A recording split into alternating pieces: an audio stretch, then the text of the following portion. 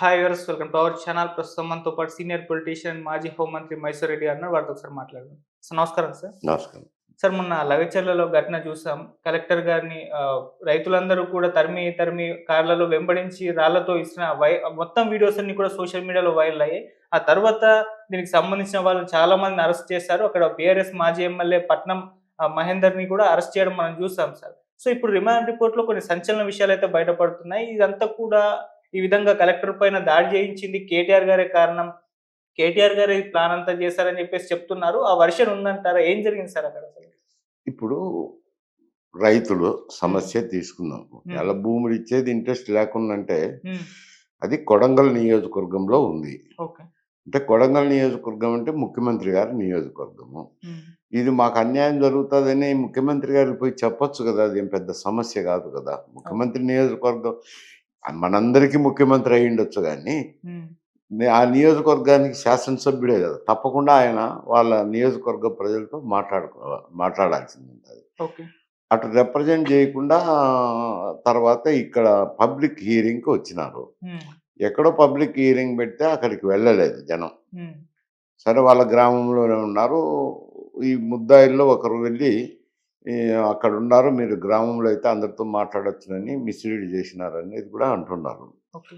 తీసుకొచ్చిన తర్వాత వాళ్ళు దిగకముందే విచారణ కూడా చేయకముందే వాదులాట జరిగింది. హ్మ్. జరగడము, రాళ్ళు విసిరేయడము, కలెక్టర్ గారిని ఏదో పంపించడము, ఒక స్పెషల్ ఆఫీసర్‌నయితే బాగానే కొట్టినారని. హ్మ్. అటువంటి సంఘటనలు మామూలుగా జరగవు. హ్మ్. కాకపోతే ఇక్కడ ఏమొచ్చిందంటే సమస్య నరేందర్ రెడ్డి. హ్మ్. ఆయనే వీళ్ళను కొందరిని రెచ్చగొట్టి చేయించినారని. ఓకే. అందులో అరెస్ట్ చేసిన వాళ్ళలోనూ, ఆ వీడియోలో ఉన్న వాళ్ళలోనూ కొందరిని అరెస్ట్ చేసినారు గదా! హ్మ్. ఆ అరెస్ట్ చేసినోళ్ళు ఒక 15 మందికో, 18 మందికో భూములే లేవంట. ఓకే.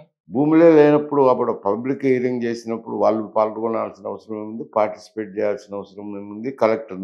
తో వాదులాడాల్సిన అవసరం కూడా లేదు గదా! హ్మ్. ఎవరో బాధుండేది, తపనుండేది భూములు పోయినోళ్ళకుంటది. హ్మ్. అందువల్ల ఇవన్నీ సంఘటనలు అక్కడ ఆహ్, ఆహ్, లభ్యమైన విట్నెస్ ఆధారంగానే ఆ ముందు అయితే ఎవరో సురేష్ దీంట్లో ప్రధాన కారకుడంట అన్నారు.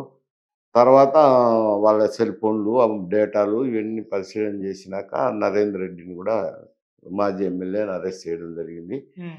ఆ ఎమ్మెల్యేతో పాటు ఈయన పేరు గూడా వినపడుతుంది. కేటీ రామారావు గారికి ఆయనకు సంభాషణలు జరిగినట్టు ఉన్నాయని.